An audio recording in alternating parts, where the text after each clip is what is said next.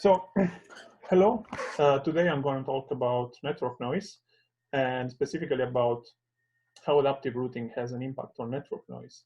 And in this work, we are going to focus on Dragonfly networks, but very similar concepts can be applied to other type of lower diameter networks.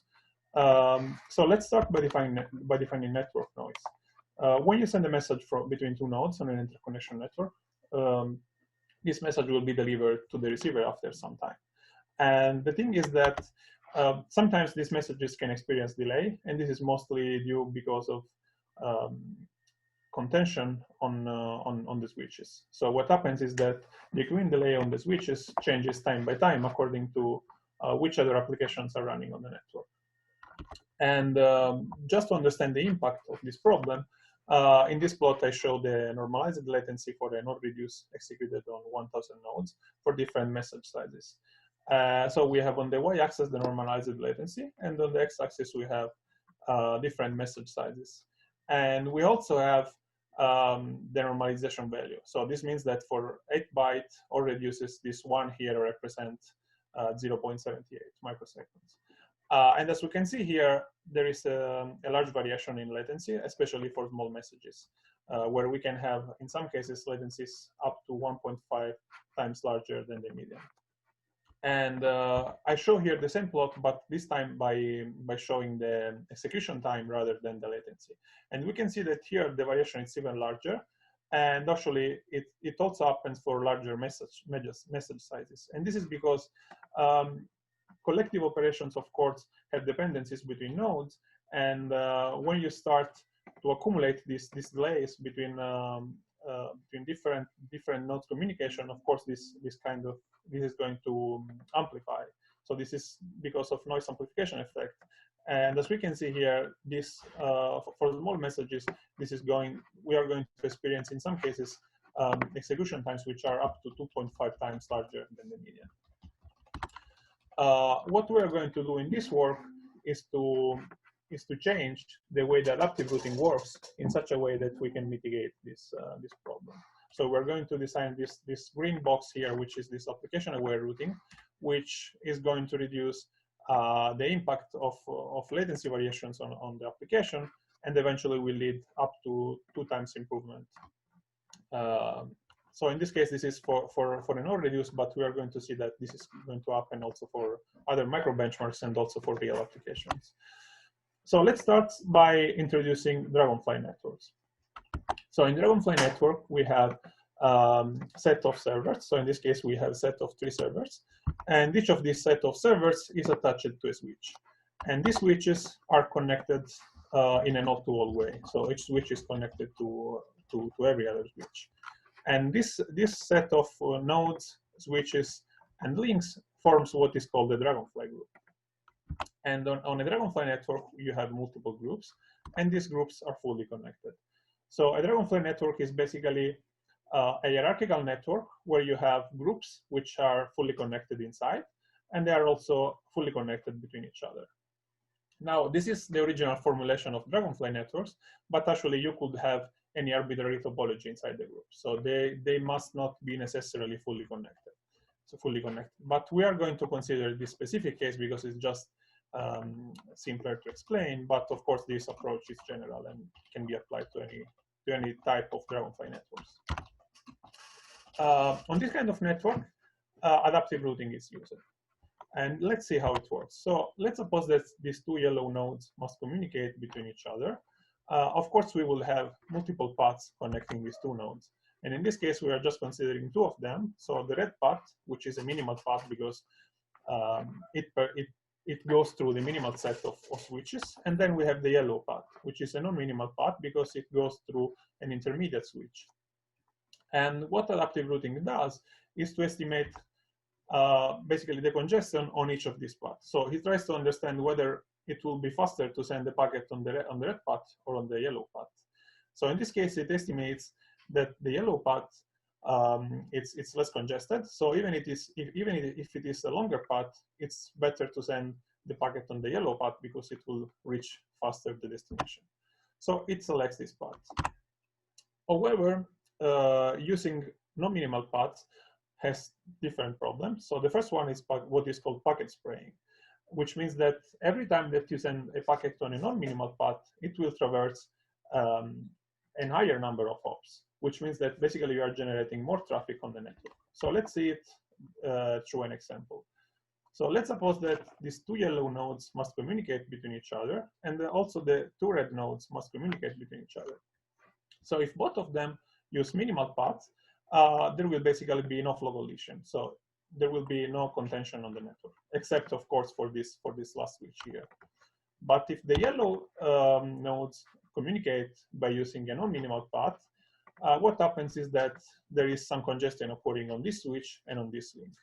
So the basic idea here is that adaptive routing, and especially using non-minimal paths, can avoid congestion on some links, but at the same time can generate more traffic, so increases the probability of flow collisions. And the other problem is phantom congestion. So the switch, when the switch estimates the congestion on the links, of course, this congestion estimation is based on some information which is propagated between the switches. But of course, due to propagation delay, each switch always has a little bit outdated view of what's happening on the network, which means that in this case, this switch observes some congestion on this link and decides to use a non-minimal path. But when it starts sending packets on a non-minimal path, this congestion may disappear, because congestion is transient most of the time. So in this case, it basically sent the packet on a longer path, even though this was not necessary anymore. So these two issues basically arises every time that you use non-minimal path on an interconnection network. So what is done by this type of routing algorithms is to add a bias. So what does it mean? It means that because taking a non-minimal path is a dangerous choice, because it may lead to increased latency and increased traffic, rather than considering the actual congestion estimation, these routing algorithms add a bias to the congestion estimation of the non-minimal path. So basically, it considers the non-minimal path to be more congested than what we actually see, because in this way, basically, it increases the probability of selecting a minimal path. So in this case, what happens? So of course, whether or not to add this bias value, it's a choice that depends on multiple factors. So it is not always, of course, a beneficial choice. So in some cases, adding a bias could be helpful, in some cases not. And this depends on many factors like the load on the network, the specific communication pattern, and even the allocation of the nodes. And in this case, I show an example. I will show here an all-to-all executed on 1K nodes. And so the blue bar, it's what happens by default on this type of network. So when using adaptive routing. So you will, as you can see here, we have a lot of variations, and with the orange bar, we show what happens when you use the bias routing. So when you start to increase the probability of selecting a minimal path. So you take minimal paths with a higher probability. And clearly, the best choice depends, in this case, on the message size. So for smaller messages, it may be better to use the default routing, but it could be better to use the bias routing. But for larger messages, it could be better to use the adaptive routing. But the way these networks work at the moment is that you basically use the same routing for all of your traffic. And what we're going to do in this work is to have something which can take the best from the two worlds. So to dynamically decide whether it's better to use the default routing or to add the bias. And this choice is not trivial. It depends, of course, on the communication pattern, on the message sides, but also on the specific nodes of the allocation and on the current condition of the networks. So this is a decision which cannot be taken statically, but must be taken dynamically by considering all these factors when the application is running. But now we want to understand why there is this difference. So why sometimes it's better to use this bias and why some other times it's better to do not use it. And to do so, we want to devise a performance model. So let's start by considering a simple case. So in this case, we just have a ping pong between two nodes. So there is just this 4 megabyte message going back and forth between these two nodes. And we'll consider two cases. The first one is the case where these two nodes are located in the same group. So what we call intra-group case. So in this case, for example, we will have this node communicating to this node. And we will also consider the intergroup case, which means that these two nodes are in two different groups. So this node here is communicating, for example, with this node here. And you can see here again that there is this difference between these two types of routing. So in some cases, the adaptive routing is better. In other cases, better to use the bias. But let's try to understand why this is happening. So we are going to analyze what's going on the network by relying on two metrics, two low-level metrics. So the first one is stalls. So what stalls means is that if we see an increase in the stalls, it means that the network interface it's not able to send data on a given link because there is no credit available. So the NIC basically waits for this path to become available so that he can send the packet. We can see that we usually don't experience stall except for the intragroup case where we use the bias routing. So this case up here. So let's consider this intragroup case. What happens when we use the bias? So when we use the bias, we increase the probability of selecting minimal paths, which means that we are going eventually to saturate these minimal paths. And so eventually the NIC will not be able to push more traffic on the network and has to wait for some of these paths to become available. And this is only happening for the intragroup case, because in this case, there are few minimal paths between these two nodes. On the other hand, in the intergroup case, there are many more minimal paths between these two nodes. So the path diversity in the intergroup case, of course, is higher than the intragroup case. So even if we restrict only to the minimal paths, we still have quite a large path diversity, and eventually the NIC will not experience any stalls, or anyway, will experience a minimal amount of stalls. And the other metrics we are going to analyze is the latency. So this is the actual network latency. So doesn't include all the effects related to the host. And in this case, we can see that we have almost no difference for the intragroup case. And this is because even if we have minimal and non-minimal paths, in the intragroup case, the difference in the length of this path, it's not that big. For example, we might have minimal paths composed by 1 or 2 hops, and non-minimal paths composed at most by 3 hops. So even if there is a difference, the difference is not that large.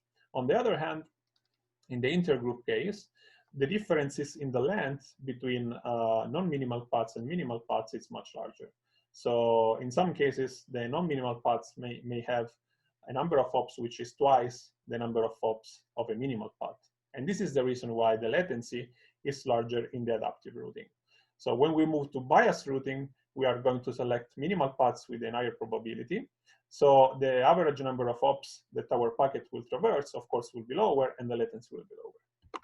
So to summarize this section, the thing here is that when we add the bias, we have a lower path diversity because we are going to select minimal paths with a higher probability.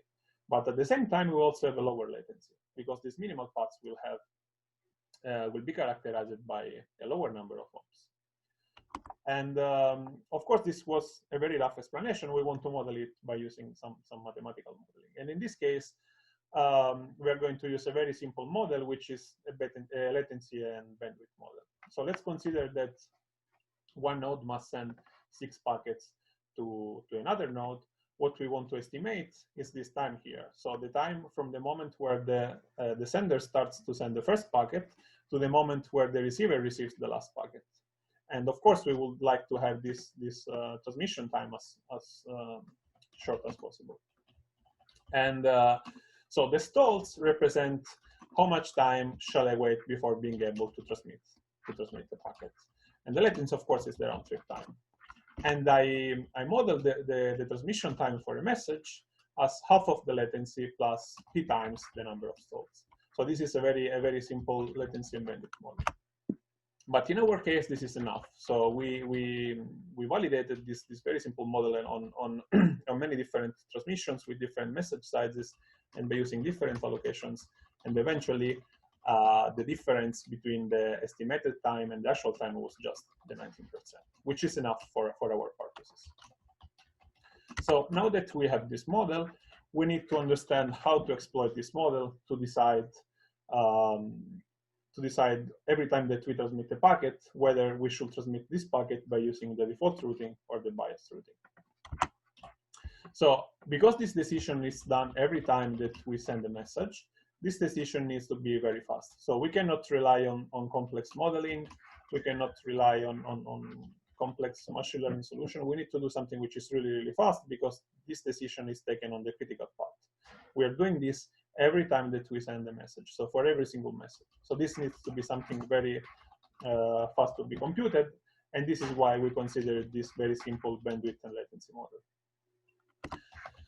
So before sending a message, we need to monitor the stalls and the latency to understand what's going on in the network and what's the status of the network. And of course, by using the stalls and latency, we need to estimate the transmission time. So how much time will it take to transmit this message if we use the adaptive routing, and how much time will it take if we use the biased routing? So because the latency and the stalls we monitored, of course, refers to the last message we sent, we need to check which was the last routing we used.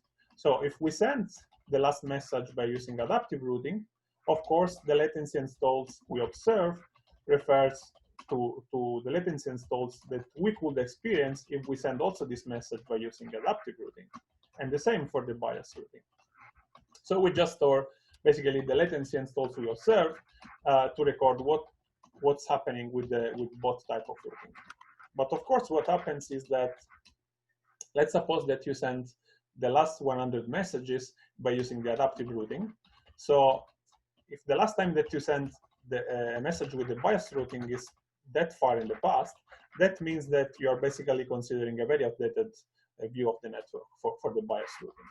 So in such a case, where you have this data observed which is too far in the past, you just, rather than considering the monitoring data, you will scale down or up what you observe for the other type of routing. So in this case, let's suppose that we send a lot of consecutive messages by using the adaptive routing. In this case, if the latency and stall that you observed for the biased routing are too old, you will just scale the latency and stall you observed for the biased routing. And you will do the same for the other part. And eventually, you will have all the information you need to estimate the transmission time with both types of routing. And then you can set the best routing algorithm. So this is how these things works in theory. We implemented this type of adaptive routing mechanism for a CRAY ARIES network. And at this point, we need to decide at which level of the software stack do we want to apply this technique. So on CRAY ARIES, we have MPI, of course, and MPI uses a low-level library which is called Eugenie, which directly interfaces to the hardware. We decided to take this adaptive routing decision at the Eugenie level. This is because this allows us to take this decision at the finer granularity. So let's consider, for example, the case of an MPI collective. So an MPI collective is decomposed into multiple Eugenie messages. And if we take the decision on which routing to use for each Eugenie message, of course, we can use for the same collective different routing algorithms according to the current conditions of the network. So we decided to operate at this level because it will allow us to take this decision at a very fine granularity. Let's see how we implemented this. So we are going to show here one of these Eugenie calls. In this case, this calls is for making an RDMA request. So what we are going to do is that we want to intercept all these Eugenie calls. So every time that MPI or any other communication library using Eugenie is going to do an RDMA, we want to intercept this call, monitor what's going on the network, taking our decision, and then call the actual Genie call. So this is basically done by overwriting all these signature functions and by building a library which then can be preloaded by the user. So the important thing about this part is that you can use this technique, so this adaptive routing technique, by without any need to modify your code, because basically this will be a dynamic library which will intercept all these codes and do all the management that we need to do. So the first thing we need to do in this function is to monitor the network state. So we need to monitor these stalls and latency counters, and we are going to do this. We're going to do this by using PAPI. So PAPI is a library that can be used to monitor hardware counters like CPU counters, but can also be used to monitor network interfaces counters, and actually also switches counters. So for example, on this type of networks, you could monitor how many packets are traveling on each port of the switches. But we're not going to use this specific feature for this work. We are just going to monitor counters on the network interfaces. So once we monitor these counters, we're going to decide which is the best routing to use for this specific message. And this get best routing function is basically going to execute the performance model that I described before. And then we need to set the routing. So these Gini functions have a descriptor which has different information about this LDMA call. So for example, the endpoint, and another parameter is, for example, the routing. So to change the routing, so to set or not the bias, it's just sufficient for us to set this parameter in the descriptor. And so after doing all this operation, we can call the original Gini function, and the rest of the execution will proceed as normal. So we basically just injected this small part of code in the application. And the implementation of this library is open source, and as I said, you can just download it and preload it, and you can benefit from it without any need to modify your application code. So let's now see some results. I will first focus on a specific case, which is the all-to-all case again, because this allows me to explain a few effects about this this implementation of the algorithm. So again, we have on the y-axis the normalized execution time, and then on the x-axis we have the different message sizes. And again, we have the message size, we have the normalization value, and then we have the percentage, which represents the percentage of the traffic that our algorithm sends by using the default routing. So in this case, 0% means that our green algorithm decided that all the messages should be sent by using the bias routing. So let's focus on this case here. So in this case, for the 1 megabyte messages, we can see that our algorithm has exactly the same performance of the default algorithm, but at the same time, it is sending only the 74% of the traffic by using the adaptive routing, which means that the 26% of the traffic is sent by using the bias routing, which selects minimal path with the higher probability. So this means that we basically have the same performance of the default routing, but we are generating less traffic on the network. And the other thing we notice is that in this case, for example, we are sending all the traffic by using the bias routing. So we would expect here to have this green bar with the same performance of this orange bar. But we can see that actually we are not performing that well, even though we are always using the yellow routing, the orange routing. And this is because there is some overhead. So of course, since we are executing this algorithm for each message, of course, in this case, this is going to slow down a bit the application. But these cases are very limited. And then we executed the same experiments on many different microbenchmarks, and also on some communication patterns like Halo3D and Swift3D. And of course, I'm not going to show all the details of all this evaluation. I'm just going to show some aggregated results. And what we get is that we get quite consistent performance improvement across all these different communication patterns. And we got a maximum improvement of 60% for the all-reduce, and average improvements up to 44%. So these experiments were executed on PIT's DAINT on 1,000 nodes. We executed a similar experiment on CORI, which is another machine based on CRAY ARIES. And in this case, we use 256 nodes. And also in this case, we got quite consistent performance improvement, up to 40% for the ARIES. So this was to show what was happening on microbenchmarks and on simple communication patterns. But we also applied this for real applications. So we applied the same techniques to large applications like Quantum Espresso, WRF, which is this climate and weather modeling application. And even in this case, we got quite consistent performance improvement, up to 55% for milk and FFT. So let's conclude this talk. In this talk, we showed how adaptive routing may be affected by some problems like packet spraying and phantom congestion.